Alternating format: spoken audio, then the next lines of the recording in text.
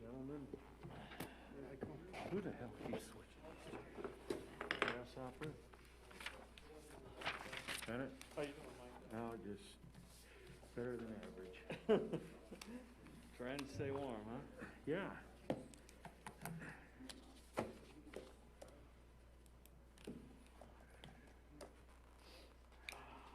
She may be a little late, she had to back up, but she will be on. Well, we got a packed house tonight, don't we? They're fair weather people. I thought we'd have a big house with the budget presentation. Okay. Uh-huh. Probably taping it. Mm-hmm. Yeah, no, there's not.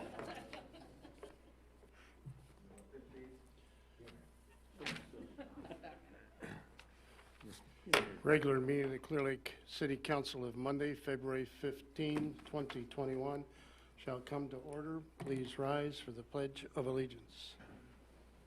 I pledge allegiance to the flag of the United States of America and to the republic for which it stands, one nation, under God, indivisible, with liberty and justice for all. Motion to approve the agenda, please. So moved. Moved by Dana, seconded by Mark. Do we approve the agenda? Is there any discussion? All in favor signify by saying aye. Aye. Opposed, same. Motion carries.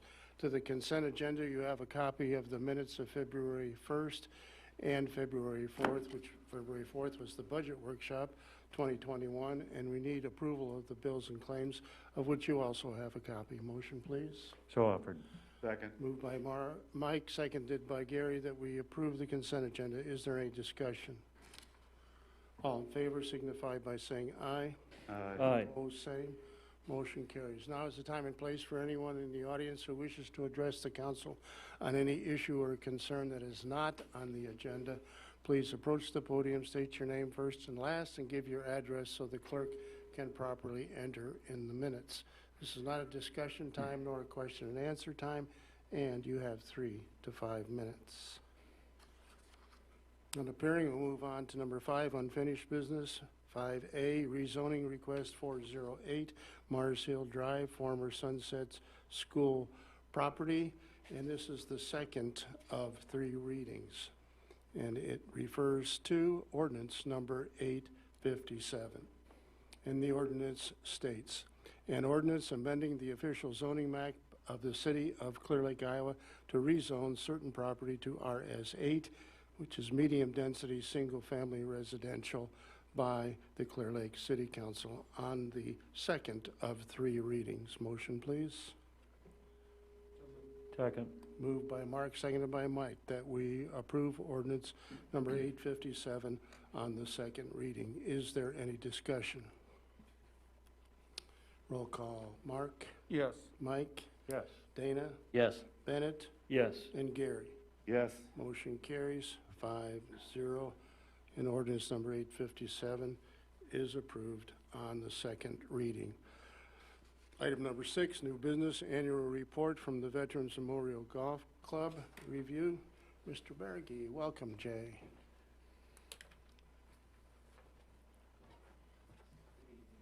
And thank you, Mayor and Council. My name is Jay Berge, President of Veterans Memorial Golf Club. Hopefully you have in front of you the financials for this past year and proposed budget for this coming season. We had a very good year at the golf course.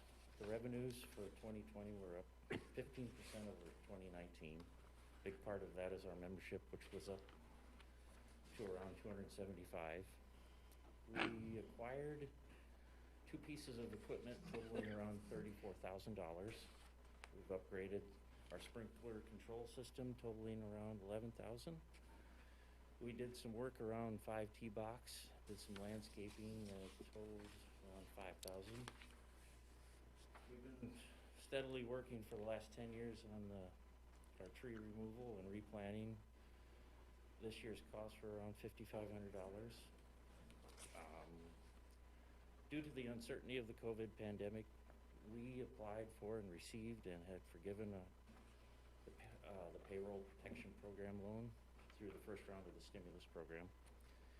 In April of 2020, those funds were necessary as additional staff were needed to provide cleaning protocols for the carts and facilities. We also added $10,000 to the capital improvement fund, which you guys all know about over the last, I don't know how many years we've done this. We've added usually 5,000, but this year we added 10. Also, we applied for a grant through TC Energy with the help of one of our members, Doug Kellogg, who was employed by them. And we were awarded $5,000 to go into our tree fund, which at the start of the season will have over $8,300. We're also fortunate to have two great managers that have been with us for quite some time now, Mike Wyman and Jeremy Ameson. We're glad to report they'll be back this year. Also, Jeremy was awarded the 9-hole Superintendent of the Year by Iowa Golf Association. Also want to thank the board for all their hard work. Here with me tonight is Andy Kern. He's serving as vice president right now. Andy actually is on his second term. He's done a lot of great work for us. Also want to thank you guys, the city of Clear Lake. I really can't believe this has been 10 years. I think it was this month, 10 years ago, we were starting this whole venture. It's kind of crazy, but again, thank you for everything you guys have done. And thank you for your time. And with that, I'll take any of your questions. Council, any questions for Jay? A couple of us here play rather regularly. One gentleman in front of me here plays probably every day, I think, but he gets a lot of use out of that golf course, and at least we really enjoy it. I should speak for myself. I'm sure Gary does too, but I believe it's well run. You stated that several years ago it was the 9-hole course of the year, and this past year, Yep. where Jeremy Ameson got Superintendent of the Year for 9-hole courses, I believe. But Yes. it's always very, very well cared for, from my opinion, and the clubhouse as well. And the board of directors has been very, very consistent in their running of that golf course over the last 10 years, as you just indicated. That it's a good group. And I remember when Mr. Flory and several of the other former board members spent a lot of time putting this what are the 5C3 together, and it has gone well. We have had other golf courses, cities who own golf courses, or who don't own golf courses, but their golf courses are having trouble, come to us and to you guys for ideas as to how to get something like that going in their particular community. But, and I'd say it's very well run. Any other comments? Mike? Yeah, just a couple things. And some of you've heard the gist of my comments previously, but it just, I happen to be sitting with this august group 10 years ago, as was Mayor Crabb, and I still remember, I believe, a meeting down at the Lakeview room, and somebody had this harebrained idea that the city should buy this golf course. And I sat there thinking, oh my, we don't want to run a golf course. But it was dire straits. I mean, they had nearly $250,000 worth of debt and no way to pay it, and the banks had finally got tired of lending more money for that, and the alternative came to letting some private concern gobble it up for a fire sale price, and moving forward from there with a lot of unknowns as to what they might do. So it's probably by far the biggest public-private partnership I've seen in my years on the council that Scott helped put together, and by I guess I'm not sure private is the right wordage, but the concept of having a volunteer group put together to manage it and take care of the day-to-day operations, and amazingly to come out of it with nothing but improvements to the golf course and golf in Clear Lake, Iowa. So I too would like to give a big way to go to the board and the way it's been run, and once again another pat on the back to Scott 10 years after the fact for coming up with a plan that not only worked but prospered and kept a beautiful golf course alive and well in Clear Lake, Iowa. So thank you very much. I'd like to echo the thoughts that the mayor had and Mike, but I would like to extend on to Jeremy this year. The course had an awful lot of traffic on it this year, more than I've ever seen, and it was held together and it was always in great shape. That course certainly is a part of our community, and that was one of the reasons why, you know, we put, and Scott is, you know, being a part of us as far as council goes, really did a fine job in making sure that that stayed a part of this community rather than who knows what if it went, you know. We're a small community, but that course is a part of us, and hopefully will be that way. And with you guys running it the way you have in the past, it will continue to be the type of course that you just described. And thanks, Andy, also for being here. Anything else, council? Thank you very much, Jay. And from the council and myself, you know, our thoughts and prayers are with you and your family. Jay, with regard to the loss of your brother Scott, he was the only guy at the high school level that I ever allowed to call me Nellie. Always had a big smile on his face, and you know, once again, our thoughts are with him. And thanks, Andy, for being here as well and support. New business, we have just discussed 6A, and we'll jump to 6B, fiscal year amended and fiscal year 22 proposed municipal budget. Review of draft fiscal year 21 amended and fiscal year 22 proposed municipal budget by Scott Flory and Creighton Schmidt, Director of Finance. Thanks, Mayor. Just back up for a moment on the golf course story. Mike did a good job kind of talking about the history of that. I remember also that day at the Lakeview Room very well 10 years ago when we made that informal decision to pursue acquisition of the golf course, but so much credit goes to the volunteers there. Without them, that just would not be what it is today. And you know, the first president of that Veterans Memorial Golf Club Inc. board, Tom Lovell, was the president of that, and without his leadership on that, I don't think it would have been nearly as successful. And we had a council that was very supportive of it, took the risk to get involved in it. But like Mike said, it was just a great partnership between the community and the city government to save that golf course and make it happen. Because as he said, it was at the precipice of well, bankruptcy, you know, so failure. And there was probably some opportunities that that could have been put into private hands and developed maybe into housing.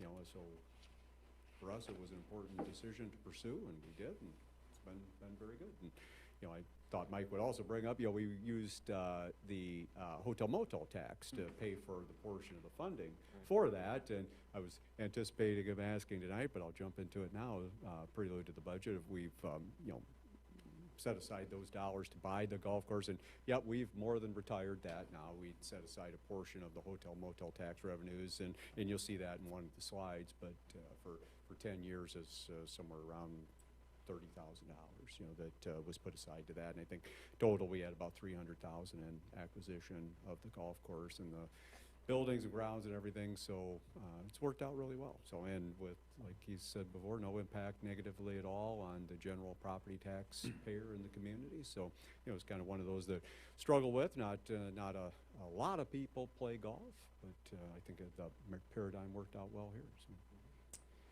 So. We'll jump into the budget. I know, it's cold outside, so we'll give maybe a Cliff Note version of it, but having said that, still probably be a little bit long, but got to start out. The proposed 2022 municipal budget is slightly less fiscally aggressive than our amended fiscal year 21 budget. So for fiscal year 22, we have a budget proposal before you in the books that you have there, just under $15 million total.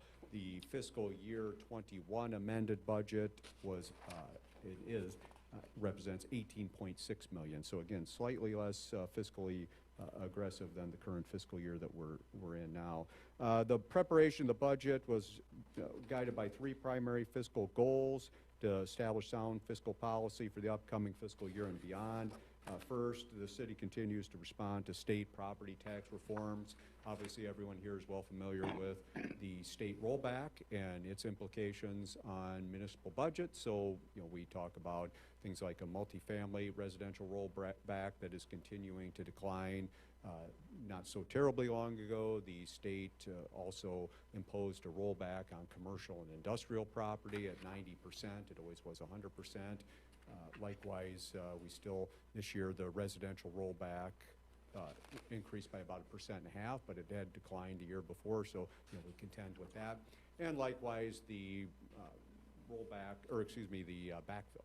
So there's always some uncertainty as to whether or not that will be fully funded by the state. So we always take those things in mind when we prepare the budget proposal for you. The second goal is that establishing financial conditions that will enhance the community's fiscal position, and by having the fund balance policies and debt issuance practices that we have, we think we're making a real positive impact in the community, and I think we've seen dividend from that in the most recent debt issuance processes that we went through for the refunding of the McKesson project, also the issuance on the Marriott project, as well as the land acquisition debt issuance project. So saw some very competitive interest rates for us on that, and I think a lot of that has to do with, again, the overall fiscal policy that we maintain here in our fiscal position relative to the fund balances and those kinds of things. So, and then last, we try to maintain an affordable tax base with a fee environment that is supportable for our residents and businesses. Based on the recent residential subdivision developments we've had in the community, as well as commercial and industrial expansion, those things have helped to offset the decrease that we've experienced, in particular, as I mentioned, the commercial and industrial property tax rollback, and also in the multifamily multifamily rollback. So those things have been very significant to us, and without that, we wouldn't be experiencing the growth that we've seen here recently. So now the challenge is to ensure that we continue to make our investments strategically and embolden further our fiscal position. So in terms of the fiscal year 22 budget, before we get into the PowerPoint, I'll just kind of go through some of the highlights in my cover memo. Again, so when we're talking about fiscal year 22, obviously we're talking about the fiscal year that starts on July 1st of 2021 this year and ends on June 30th of next year, 2022. So the proposal is to keep the property tax rate remaining unchanged from the current fiscal year 21 rate of $9.70 per thousand of taxable valuation. So for 6 consecutive fiscal years now, the city share of the tax rates either declined or remained constant without an increase. So for fiscal year 17, just in the way of review, city tax rate had decreased from $10.54 per thousand of taxable valuation to $10.04 per thousand of taxable valuation. Fiscal year 18, the tax rate was again decreased from $10.04 per thousand of taxable valuation to $9.80 per thousand of taxable valuation. And for fiscal year 19, we went from $9.80 to $9.70 per thousand of taxable valuation, and that's where we have remained since.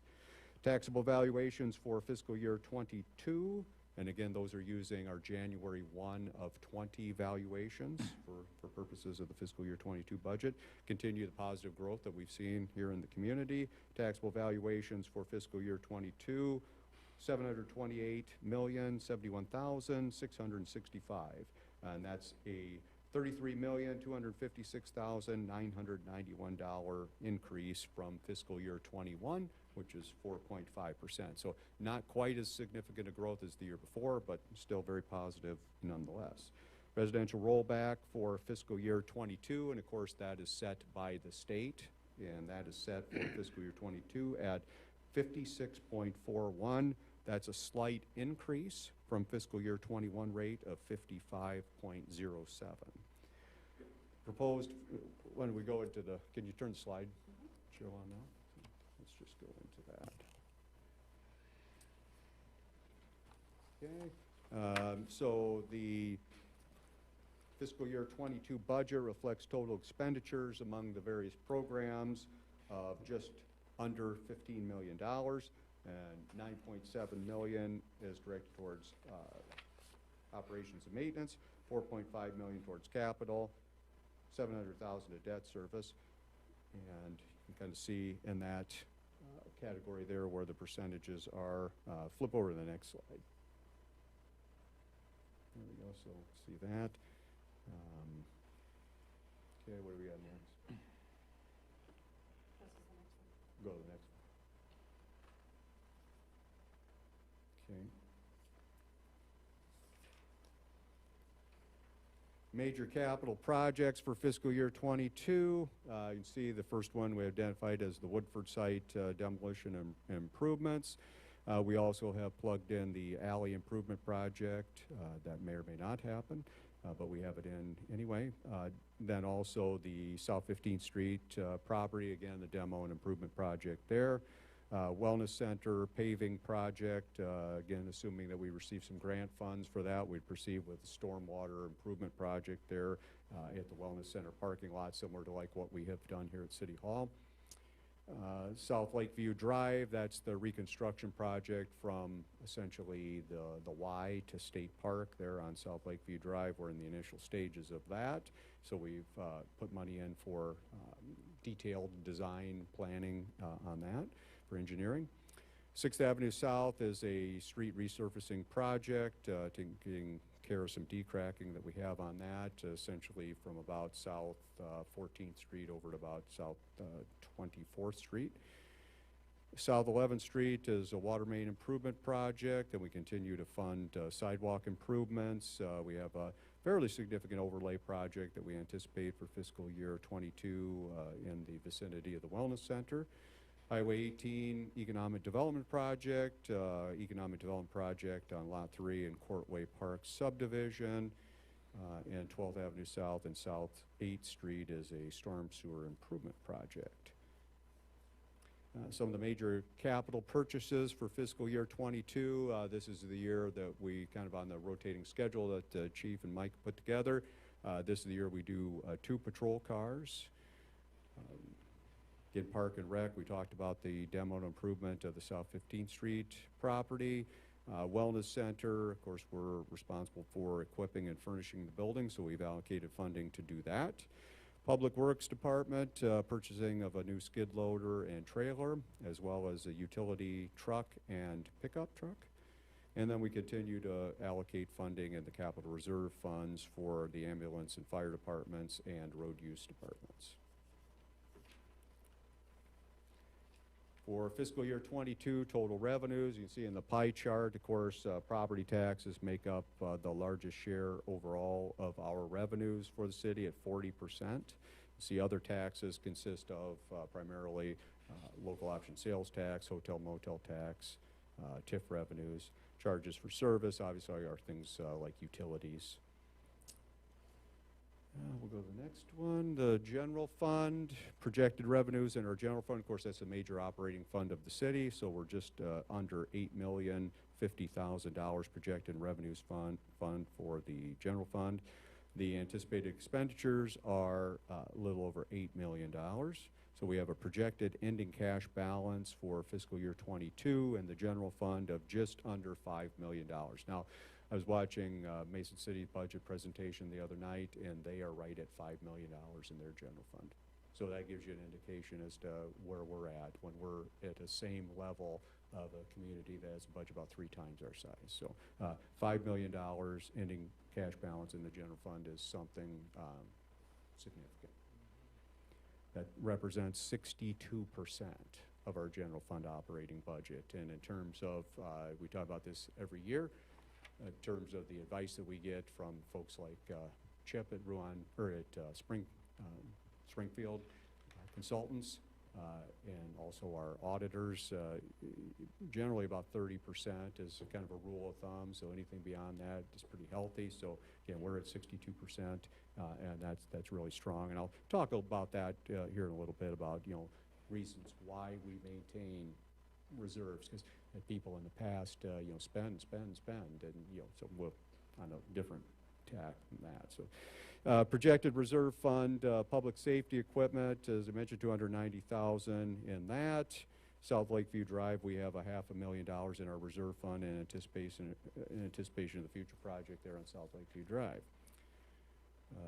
For the general fund, this is another pie chart that represents where the funds come from what revenue sources for the general fund. So again, you can see property taxes for the general fund, 60%.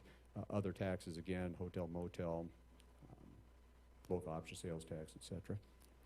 So we'll go to the next one. This one I'm always proud of, although we dropped 1 spot this year. We were 4th for many years, and now we're 5th. I'm not sure how that happened, but so we have for cities a population of 4,000 and higher, there are 95 of those cities in Iowa. And for fiscal year 21, which of course is the budget year that we're in currently, we had the 5th lowest overall tax rate. You can see the other communities, I'm not sure where Eldridge is, but Evansdale, of course, is kind of a bedroom community of the Waterloo area. Dyersville, of course, kind of in Asbury, kind of that Dubuque area there. And then there we are at $9.70. So of those communities, the 4 ahead of us are significantly smaller. They're a little bit over that, between that 4,000 and 5,000 population, where we're quite a ways above that. And so Ankeny at $10 per thousand valuation, Dubuque at $10.14.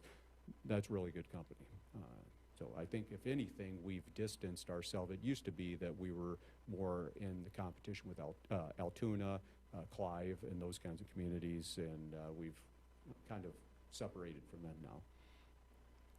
In terms of the highest rates, you can see, again, Ottumwa, almost $22.50, Fort Dodge over $20, and so on. So, when we're talking about economic development projects, and we'll get to that here in just a moment, that makes a huge difference.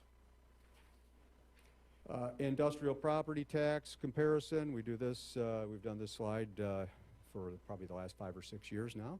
Of course, that valuation represents the McKesson facility here in Clear Lake, and you can see where that stacks up. Their current valuation for purposes of the fiscal year 21 budget is just a little over $23 million, so $23,315,000.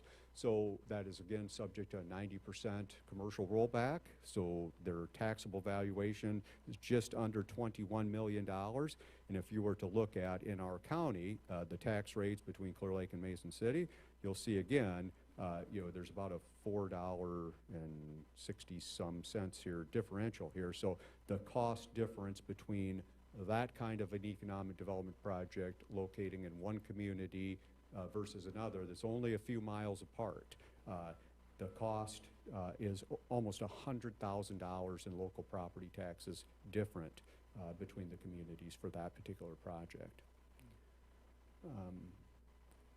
And then when we look at this is a slide looking at the consolidated tax rate for Cerro Gordo County. So this has not only the city's tax rate built into it, but all of the other taxing entities of Cerro Gordo County. So, you're talking about the school district, the county, NIAC, and sanitary district, and so on. So we get to a taxable, a consolidated tax rate of, we're just under $30 per thousand here for Clear Lake, where if you look at Mason City, it's 36.17.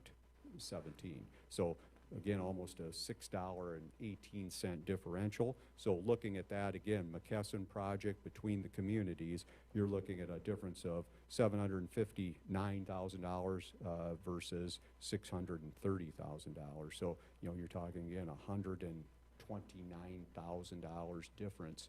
And I can tell you, the cost of doing business, property taxes factor into those things. So when these companies look at communities, typically there are incentives involved in helping them locate in one community, but after those run out, you better believe that factors into those pro formas. So in the case of like McKesson here, they didn't build a building with an intention to stay 10 years. They invested almost $70 million in a property that's going to be here many, many decades. And so when you factor in $130,000 difference over 30 years or more, that's a lot of money. Total tax bill components. Again, we talk about this slide pretty frequently. It used to be, I haven't heard it much anymore, but it used to be, I hear occasionally, what does the city do with all of those property tax dollars that I pay? And I think we've done a pretty good job of educating much of the community that there are multiple components to that property tax bill and that the city does not receive it all. And so here we have, of course, the Clear Lake School District, Clear Lake Sanitary District, NIAC, Cerro Gordo County, and then the state of Iowa has a small piece there as well. So if you look at that pie, that you can see City of Clear Lake represents 34% of that overall pie for what you pay in property taxes. So 66% of the property taxes that are paid are going to entities other than the City of Clear Lake. The next slide, we look at fiscal year 21 consolidated tax rates. And again, ours here in Cerro Gordo County, Clear Lake, $28.15. There are 95 cities in Iowa with a population of 4,000 or more. For fiscal year 21, Clear Lake had the 7th lowest consolidated tax rate in the state. So again, a very, very elite company there. You can see lowest rates, Spirit Lake at 25, Eldridge again, Carroll 26.84, Lamar's. Those are very comparable communities with Clear Lake, and then Dubuque again. The highest rates, again, you can see Ottumwa at nearly $50. As I mentioned, we're at just under 30. So when you're looking at, in particular, significant economic development projects, when you're factoring a $20 per thousand difference, that's a lot.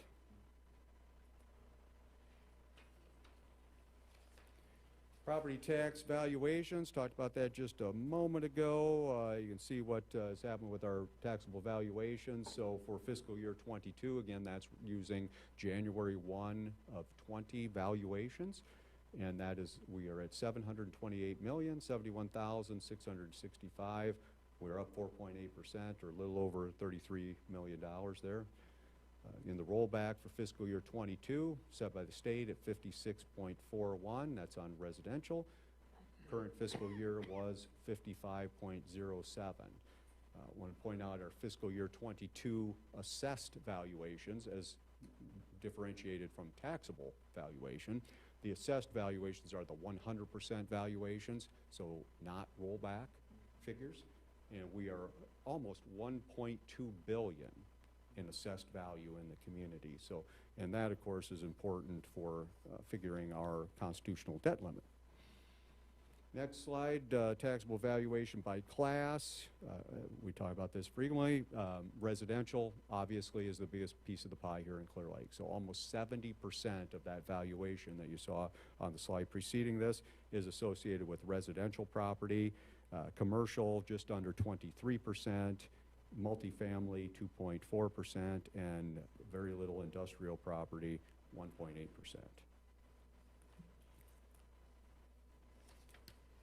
So for fiscal year 22, Proposed tax rate remaining the same at $9.70 per thousand of taxable valuation. If we look at a property with an assessed valuation of $150,000, what are the implications of that? So for fiscal year 21 versus fiscal year 22, that would result in an increase of $19.43.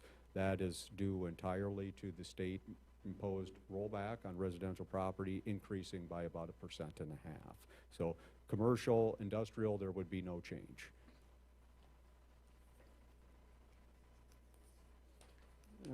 Let's maybe skip that one. Property tax rates, of course, we have 4 different levies. General fund levy, we're setting at $7.64 per thousand of taxable valuation.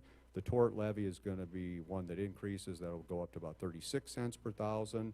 Employee benefit levy is also going up just a little at $1.39 per thousand, and then debt service at 31 cents per thousand. So adding those up, we get our tax rate of $9.70 per thousand. The general fund levy, talk about that here just for a moment. Again, I keep mentioning there's 95 cities, so hopefully you'll be remembering that or saying it in your sleep tonight. 95 cities in Iowa with a population of 4,000 or more. 85 of those are at the 810 general fund limit for fiscal year 21. Of course, that's the state maximum level, again, imposed by the state. That's $8.10 per thousand is the most that you can assess for general fund purposes. 89%, 85 out of 95 cities are at that. We're not. Let's go to the next one, the tort levy. This is for property and liability insurance. Basically pays for the premiums necessary for the operation of those. These are a levy outside the general fund levy limit. We're having an increase there from fiscal year 21, so about 6 cents per thousand of taxable valuation. So we talked about this in one of our budget workshops. You know, we did for property and casualty and workers' comp experience some premium increases there. So this reflects that. Would comment on that, on the work comp in particular. It's kind of one of those, we've been a victim of a little bit of our own success there, where for a while we had a pretty ordinary rate, maybe even just a little on the high side on our mod factor. Then for a period of about 5 or 6 years, we did really well. I saw other communities really boasting about how well they were doing. We did not. We kept it low key, but we really did well. We had our mod factor down to an extraordinary level. Very, very extraordinary. We didn't talk about it. So we went from above a 1% mod factor down to a 0.85, and we kept that for several years. Well, that translated into a significant premium reduction for us. We had credits associated with that. This time around, we're experiencing an increase. We've had a few claims that have caused that mod factor to go up a little bit. Now, having said that, that is still a pretty good level where we're at. We're at 1.03. So that's, look in terms of grades, that's like a C+. So we're still doing pretty well, just we're not at an exceptional level like we had been performing. So that's kind of the consequence of that workers' comp premium increasing. The property and casualty is going to increase, not necessarily because of any of our direct experience, but in Iowa, of course, we had the derecho roll through, and that's going to cause some increases for ICAP, who is our property and casualty provider. So, and then they also just have kind of this year is a general kind of premium increase, and they're not going to have any credits this year, so it's a tough year for the carrier. So that is one area where we're experiencing an increase. The employee benefit levy, talked about that a little bit already with the work comp. This is also an area where we have our health insurance premium budgeted. So for fiscal year 22, we're anticipating a 10% increase may not get that, but that's what we're budgeting for. Fiscal year '21, we had budgeted, I think, a 15% increase when we had a 1.4% increase. So we don't have that number yet. We don't get that till probably April, what that percentage increase is going to be, but we put 10% in the budget. The debt service, of course, this is for the principal and interest payments on the outstanding general obligation bonds that we have. So we have a decrease there of just about 5 cents per thousand taxable valuation from the fiscal year '21 rate.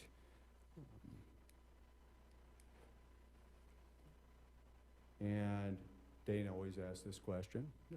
This was the last year for the fire station, as you know. So June is our final payment on the fire station issue. So Awesome. So believe it or not, that has been 10 years. And that we put on there just the voter-approved referendum back in August of 2010. We issued $2.3 million in GO bonds to construct that new final fire station. And again, the final payment is this June. Also, we've issued bonds for the Wellness Center project and the land acquisition project, as well as the Marriott project, or the McKesson refunding project. So, debt capacity, mentioned this here a little bit ago. So 5% of the assessed valuation, that was the $1.2 billion figure that I talked about. So for fiscal year '22, the capacity that we're using is 4.8%.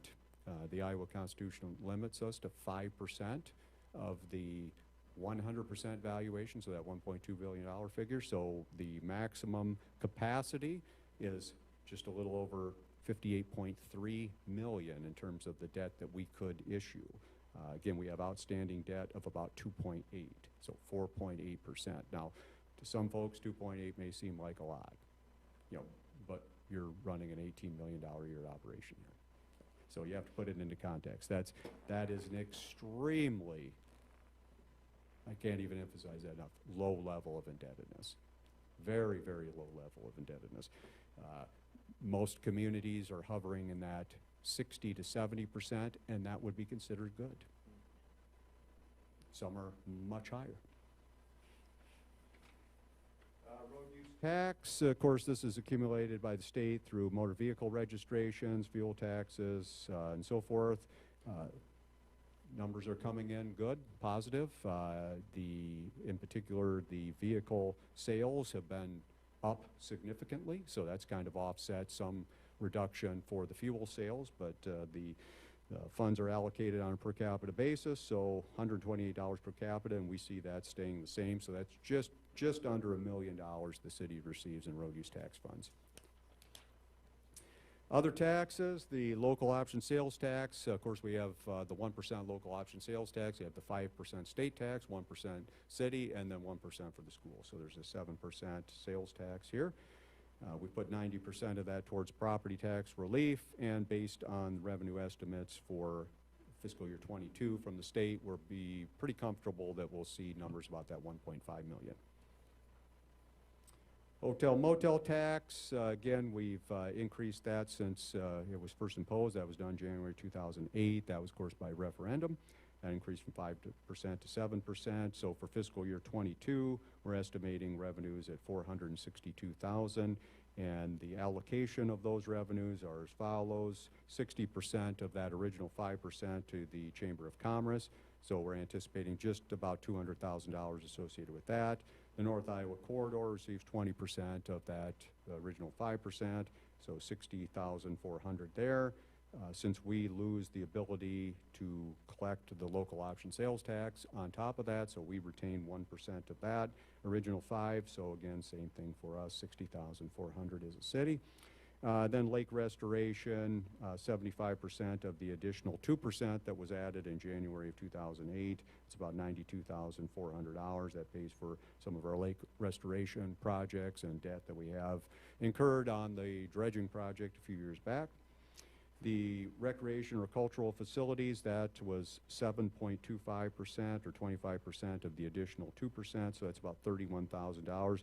And we put a little note there again to say from January 1st of 2008 through the end of 2011, we had allocated that to the North Iowa Cultural Center and Museum. And then when we purchased the golf course, we decided at that point we would reallocate that to pay off the debt that we incurred to purchase the golf course. So we started that January 1st of 2012.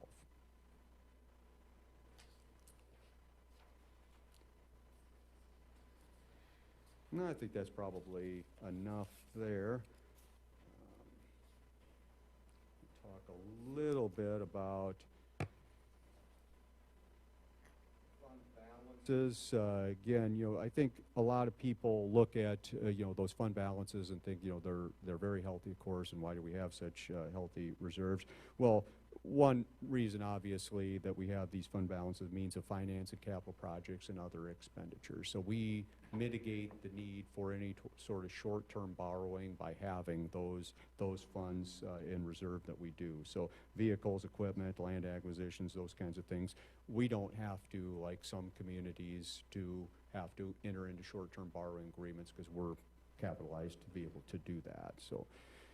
Also, as I mentioned, the general fund cash balance that we have, over 60% of the general fund budget we have as a reserve fund, and that helps us in terms of our abilities to go to the market when we're issuing debt.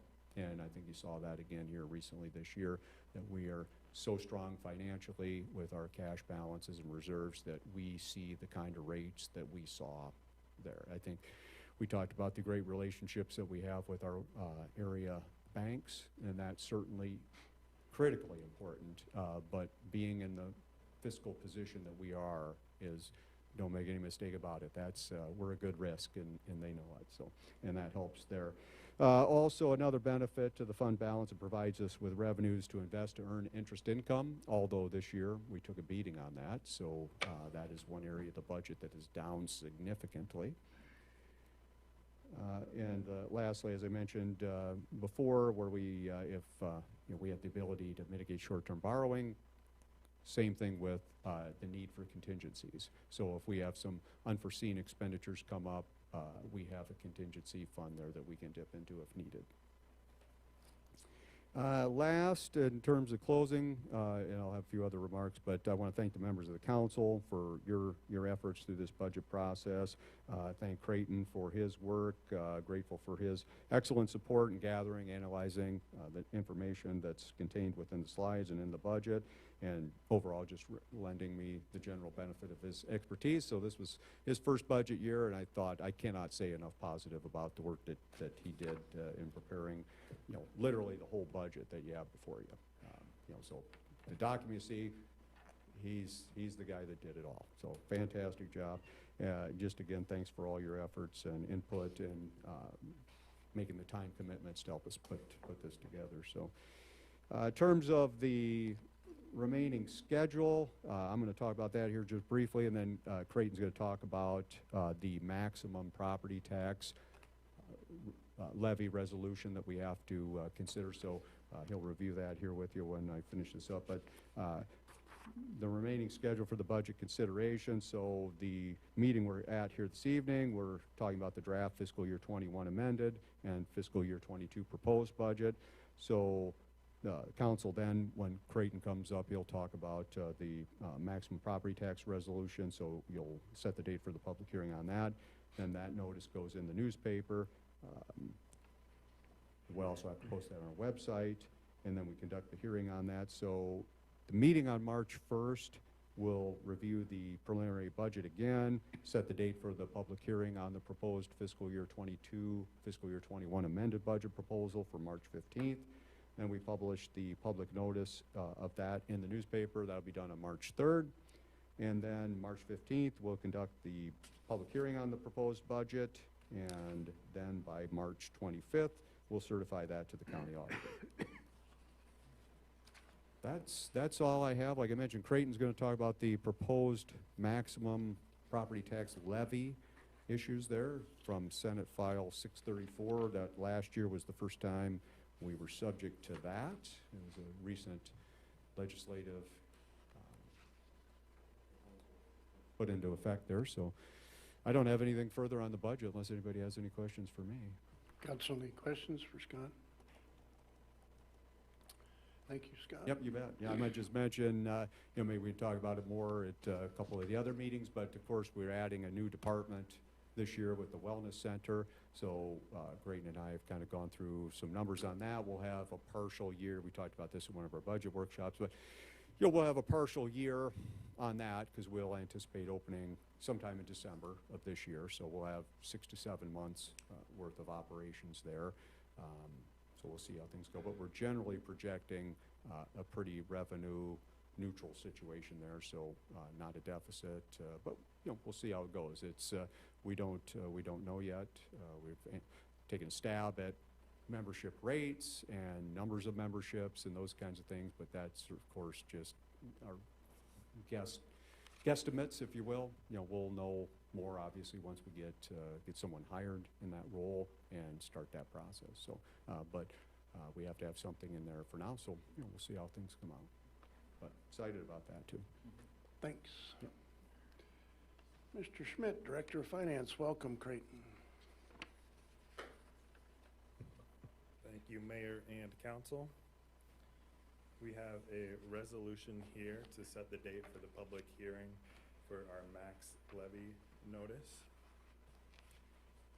So as Scott mentioned, our total city property tax rate will be set at $9.70 for next year. So what we have here, it's in the orange sheet here, but on the second page there is the notice that will be published in the paper this week. So we'll have it published on Wednesday and Thursday. And so as you see here, what this is 3 of the 4 levies that make up the $9.70. The debt service levy is not a part of this. And so what it's looking at is your total property tax revenues and what they're doing in terms of dollars, and ours because of the valuation. So as we mentioned before, our tax rate is staying same at $9.70, but our valuation went up. So our total property tax dollars will be going up basically the same amount that our taxable valuation went up, so 4.6%. So we will set the public hearing with this resolution. The public hearing will be on March 1st at 6 p.m., the next council meeting, and then we will also adopt the resolution for the levy amounts and the maximum levy amounts for this upcoming budget. Council, any questions for Creighton? Thank you. Appreciate that. Right, therefore, council will entertain a motion to approve Resolution 2112, a resolution ordering a public hearing which shall be March 1st in the year 2021 on the proposed maximum property tax levy resolution for the fiscal year July 1, 2021 through June 30th, 2022 for the city of Clear Lake, Iowa. Motion, please. So moved. Second. Moved by Gary, seconded by Bennett, that we approve Resolution 2112. Is there any discussion? Yes, Mayor, I'd like to make a few comments if I could. I think it's kind of interesting. I feel very grateful that we live in a community where our city administrator loves to do the budget presentation, because I'm sure there's a lot of communities where that's not true, and so I always appreciate that. And I do want to say I always enjoy reading his budget letter in the front of the budget. It's very well done. It's very easy to understand, so thank you to you, Scott, and to Creighton for putting that together. I guess my view is that, our budget, to my way of thinking, really reflects a lot of fiscal common sense, to put it mildly. We've got a very stable tax rate at 970, very low levels of debt, as you mentioned, Scott, and high-quality services for the public, though. We're not sacrificing that dimension of it.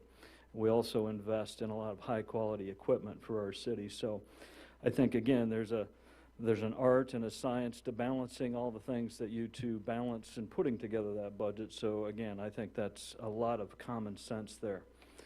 Also, I would indicate, I think there's a lot of positive consequences for this kind of fiscal prudence for our community. One of which is our ability to then incentivize economic development projects. And of course, we're going to talk about a couple of those later in the agenda. So basically, I'd like to just, again, thank our staff, Scott Flory and you, Creighton, for all your work in managing our budget and taking advantage, frankly, here recently of the refunding opportunities we had and the new debt issuance at very, very low rates. Now, as you mentioned, Scott, that hurts us on the interest side for our reserve funds and things like that, but I think it was very opportunistic in how you guys have managed this budget. So, thank you. Thank you, Mayor. Welcome. Any other comments, Council? Just a quick one. I've now sat through 14 of these, and outside of my birthday, it's the day I look forward to the most. But seriously, you know, to echo a variety of things that Bennett said here, it always throws me back to growing up with Depression-era parents, especially my dad.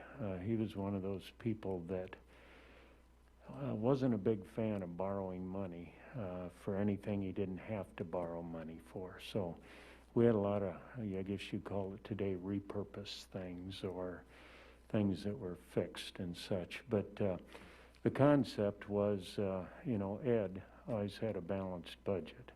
And if he wanted to buy something that was more expensive outside of a house, because he could never save enough money to buy a house, or if he were to have bought a new car. But typically he'd save up some money and buy a, and we obviously don't save up money for everything, but we're in a great position when we do need to buy something because of the prudence of the people running the circus here and a council that goes along with all that. So I echo, thank you for your efforts and good job.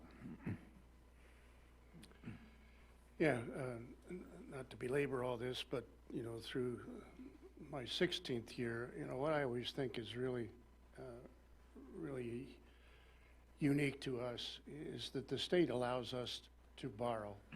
Each year it's a different amount, but this coming fiscal year 22, we would be able to borrow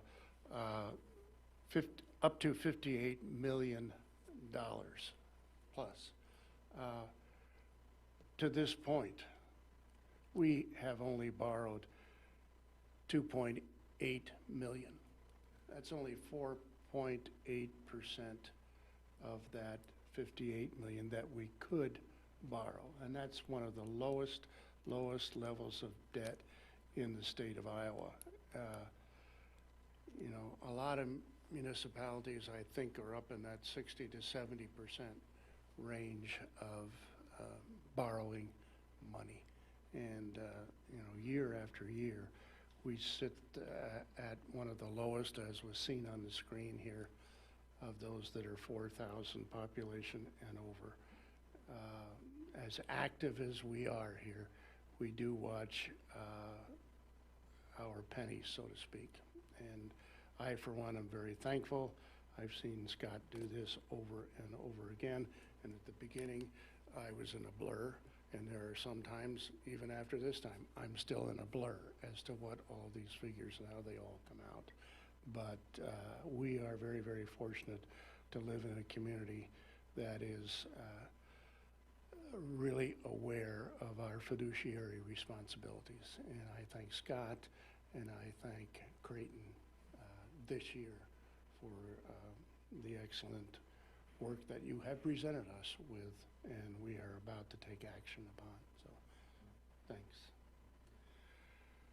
With that being said, I'll entertain a, I'm in a discussion point. I need to call the question. Okay, roll call for Resolution 2112. Mike? Yes. Dana? Yes. Bennett? Yes. Gary? Yes. And Mark? Yes. And Resolution 2112 has been passed 5-0. The public hearing scheduled for March 1st on 2021. Thank you all. 6C, ordinance amending elected officials' compensation effective 1/1 or January 1st of the year 2022. Review, Mr. Flory. Thank you, Mayor, Council. So much for getting out here at 7, Gary. Yeah. Or 6:30 like you're hoping for. It didn't work out that way. Sorry about You that. talked too long. As the mayor mentioned, this is dealing with elected official compensation. You have a yellow sheet in your packet as an ordinance that would amend the Code of Ordinances of the City of Clear Lake to increase the compensation for the mayor and city council members. Recent planning discussion, we had some discussion on this particular item. Pursuant to Iowa law, any changes in compensation for elected officials must occur prior to the months of November and December in the year of a regular city election. Change in the compensation for council members becomes effective for all council members at the beginning of the term of the council members elected at the election next following the change in compensation. Change in the compensation for mayor does not become effective during the term in which the change is adopted. So again, as Mayor mentioned in his introduction, these changes would be effective for all council members and the mayor as well, January 1, 2022. Proposal is to increase compensation for the council members to $300 a month and the mayor to $700 a month. Currently, those amounts are now set at $2,500 a year for the council members and $7,500 a year for the mayor. As I mentioned, any increase would become effective January 1, 2022. We do want to point out that the most recent change in elected official compensation was effective January 1, 2014. So it was about an 8-year interval there between adjustments in compensation. So did include an escalator clause in the proposed ordinance that ties future increases back to the consumer price index for all urban consumers, so not less than 1, not more than 3% tie out there on that as well. So I don't have anything further in terms of any background unless anybody has any questions for me on that. Just a clarification here, Scott. So the mayor presently gets $7,500, and that will be increased to $8,400, which Right. is, in my figures, a $900 annual That's correct. increase. And council members, excuse me, are presently at $2,500, and that will increase to $3,600, and that's a $1,100 That's correct. increase annually. Correct. Okay. Any other questions for Mr. Flory? Thank you, Scott. All right, council, I'll entertain a motion to approve ordinance number 858 on the first of 3 readings. This is an ordinance amending the Code of Ordinances of the City of Clear Lake, Iowa, 2003 by amending the mayor and council compensation. Motion, please. So moved. Second. Moved by Dana, seconded by Gary, that we approve ordinance number 858. Is there any discussion? Mayor, I'd like to Yes, make a certainly. brief comment if I could. I support this proposal, but I also want to make it very clear that I am confident that all of us up here would serve for nothing. It's an honor and a privilege to serve our community on this council, and I want to thank our city for providing this stipend to us as council members. We greatly appreciate it. Thank you very much. Are there any other comments, council? Okay, roll call. Dana, Yes. Bennett, Yes. Gary, Yes. Mark, and Mike. Yes. Motion carries 5-0. Ordinance number 858 is approved on the first of 3 readings. Thank you. 6D, 2021 Consolidated Urban Renewal Plan Amendment. Review, Mr. Floyd. Thank you, Mayor, Council. This is the gray sheet in your packet. It's a resolution that sets the date for a public hearing on a proposal to amend the urban renewal plan for the Clear Lake Consolidated Urban Renewal Area, be 2021, the First Amendment. And, you know, this is something we most recently did for the Marriott project, where we had to amend our urban renewal plan. This was a change that state legislature imposed a few years back that indicates that anytime we have an urban renewal project and we intend to use local incentives to help with that and use tax increment revenues that are available, we have to ensure that that is identified within our urban renewal plan. So many cities, you'll see some larger communities that might do this 50, 60 times a year. So we usually do it 3 or 4. So in terms of the schedule, I just want to kind of go over that a little bit. The schedule to amend the Clear Lake Consolidated Urban Renewal Plan. So tonight, the council going to review the plan amendment and set the date for a public hearing. Then on the 26th of February, we'll have a consultation meeting with the other taxing entities of Cerro Gordo County. I'm going to set that for the 26th at 10 o'clock here at City Hall. March 3rd, we'll publish the notice of the hearing in the newspaper. And then on March 15th, we'll have the public hearing and consider adoption of the proposed urban renewal plan amendment. So the plan amendment, again, the gray sheet here in your packet identifies 2 commercial projects, the first of which would entail construction of approximately 47,000 square foot commercial retail space with related surface parking, resulting from a developer investment of not less than $7.5 million. City will offer the developer incremental property tax rebate for 10 years in an amount not to exceed, that's a cumulative total of $850,000, payments subject to annual appropriation by the council. Additionally, $350,000 in incremental property tax revenues would be used by the city to finance capital improvements, in particular water and sanitary sewer service mains and laterals needed for the project. So that's the first project. The second project would entail approximately 6,000 square feet of commercial space resulting from a developer investment of at least $1 million. The city would offer developer incremental property tax rebate agreement for 7 years in an amount not to exceed $225,000, again subject to annual appropriation by the council. Additionally, $50,000 in incremental property tax revenues would be used by the city to finance municipal water and sewer connections and related improvements, and $15,000 in professional fees, reimbursement for civil engineering services, and legal fees incurred for the developer on the project. So I don't have anything further on either of those 2, unless anyone has any questions. Yeah, Scott. to entertain those. Thank you, Scott.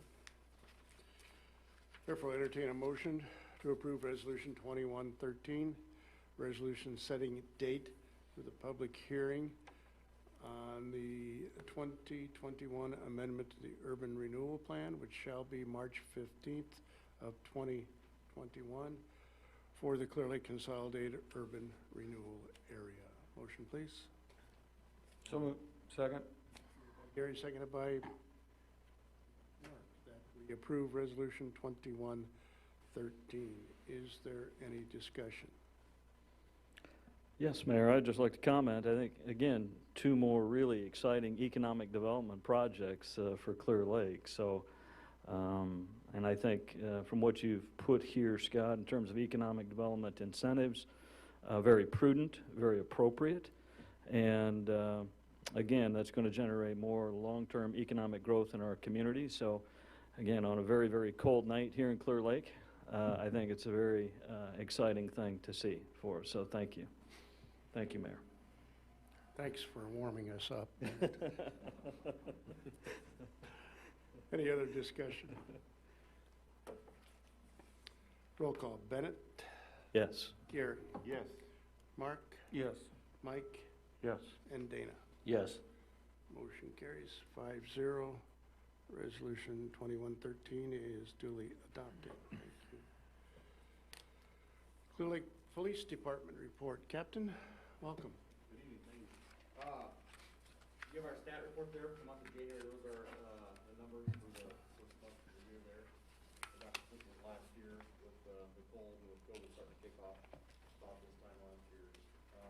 What I get is report is we do have the position that's still open for Lieutenant Chief retiring in September. We do have interviews coming up the first week of March for some candidates there. So hopefully by mid-March we'll have a successful candidate. We have a slot reserved for the May Academy, so that's as soon as the Academy can get us in. The academy is back to meeting in person. They do have a period of time where they do virtual sessions and they go back down to the academy class. So it's short in person, but they are running more academy classes too. So because of the suspension of academy classes was over last year, they had a lot of people trying to get through. So May is when we get somebody actually in the spot too. So which have a successful candidate ready to go. Probably on board the week before the academy starts, get through some paperwork and stuff, and then have them in person in the academy on May 3rd. Perhaps you said, but how many applicants did we have? We had about 13 apply. 13. And none were academy certified then? So we go through a process prior to this, before academy certified, and through backgrounds, and we end up excluding all those candidates for us. Interesting. Any questions for Captain Colby? Weather has not been a significant factor, and I'll knock on wood, but not yet for us. No, we've got officers out, checking the interstate, every hour, doing some extra patrols around the city, just to make sure we're not missing any stranded motorists, so they're logging those activities there too, so, we're not typically on the interstate every hour, but since that's our highest travel corridor through town there, Highway 18, we're having to check, every hour as available, make sure nothing's broken down. It's just with the cold weather, it's yeah. more apt to that, and some people can't quite get to help with it, so, hopefully minimizing some of these exposure to the cold. As far as we know, there are no homes that are in jeopardy or anything. Not that we know of. I know there's some warming shelters opened up in Mason City, so we've got some resources there that we can take them to if there is an issue, but we have not had to tap into those resources yet. It's somewhat scary, even though we have modern day heating. Anything can happen at any time. Yeah, for us, it's the prolonged sub-zero. It's not just a day or two. We know we're going on a weekly with sub-zero temperatures, and so that's the thing. Any questions? Further questions for the captain? Thank you, Captain. Appreciate that. Public Works, Mr. Kornberg. Welcome, Jeremy.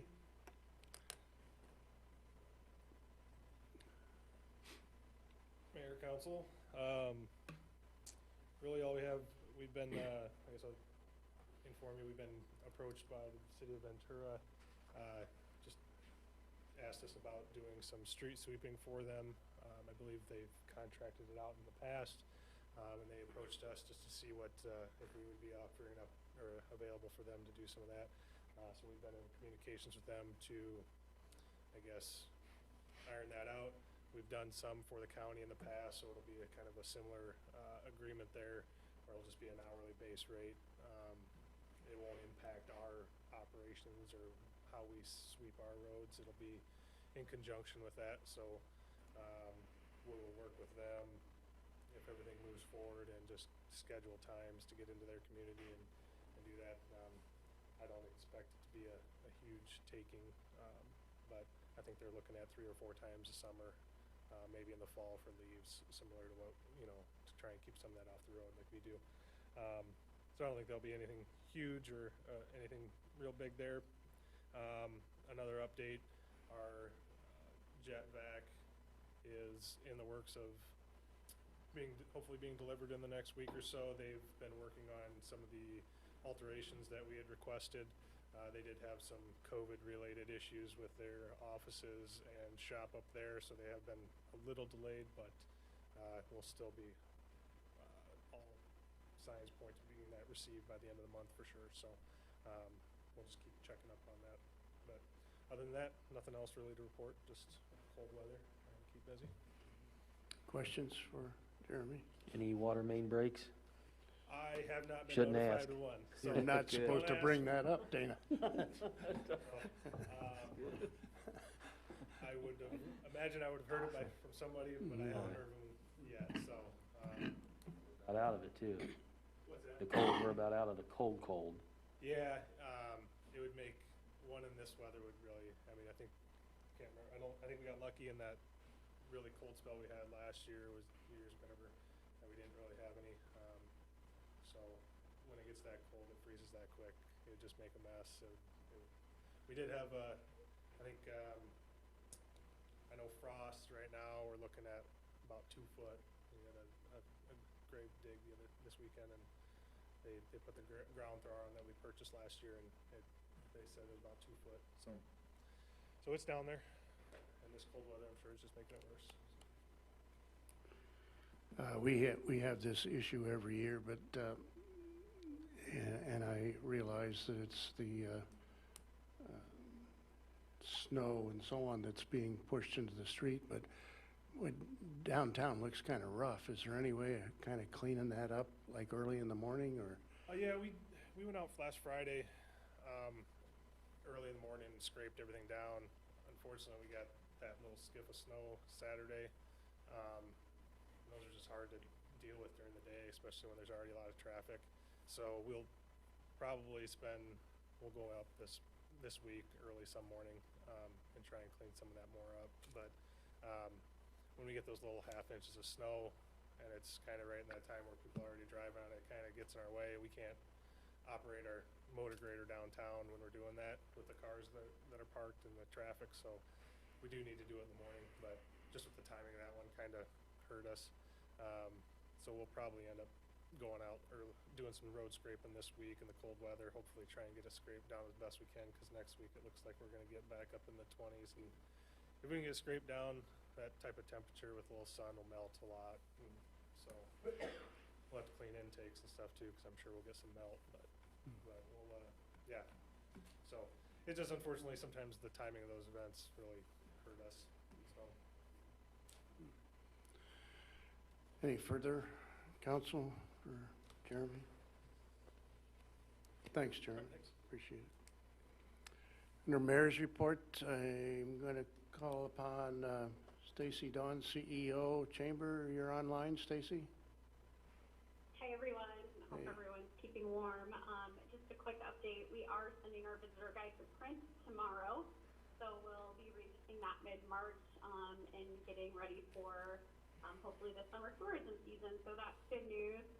We're in the midst of recruiting for an administrative assistant for the chamber. We closed that application up on Friday, so we're reviewing those applications. We'll be reaching out to candidates this week. And then next week, we're partnering with our Vision North Iowa partners to put on a State of North Iowa event.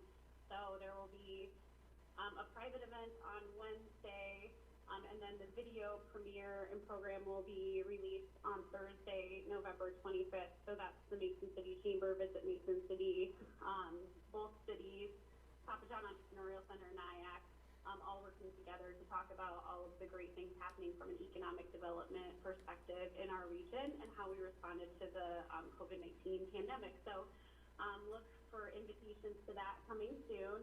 And then just one final thing, I just want to give a shout out to our public health officials, DG Public Health, with the resources they've been given both in human resources and vaccines, have been doing the best that they can with what they've been given. They've got volunteers manning the phones and just an overwhelming amount of individuals who'd like to be vaccinated. So I just ask everyone for their patience and understanding.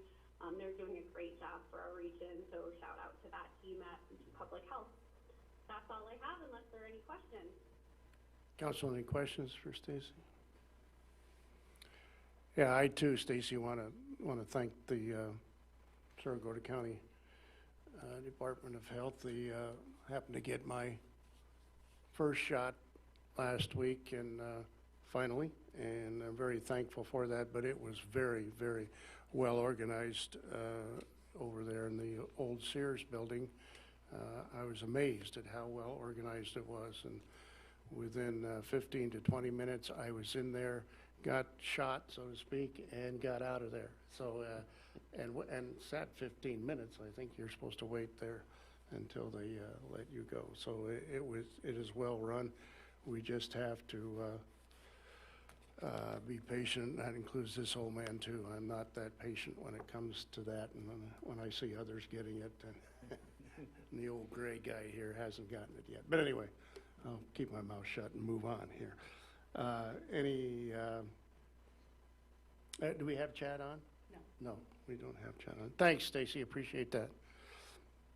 Mr. Flory. Just going to mention, as part of the, there's quite a bit of federal funding available for associated with the COVID, and so the DOT, we have some money available to us through some of those pieces of legislation. So we're going to have about another $76,000. We didn't do anything to get it, but they're just kind of distributed similarly to the road use tax fund. So every city in Iowa is getting an allocation of those funds to be used for street improvement purposes. So we'll have about another $76,000 to work with from that Relief Act. So then just again, I want to mention again, the Public Works guys doing a terrific job again in these elements. Just really difficult. Our garbage workers, street workers, water workers. It's a tough time to be doing much outdoors, and so we're lucky to have the good devoted people that we have to that. And lastly, I just want to again thank Creighton, recognize him for the good work he did doing our budget. This was the first budget of, I hope, many for him, and he did an outstanding job. Very, very quick, little learning curve there at all, so tremendous job. And that's all I've got. Thank you. Any questions for Scott? Thanks very much. Any other business, council?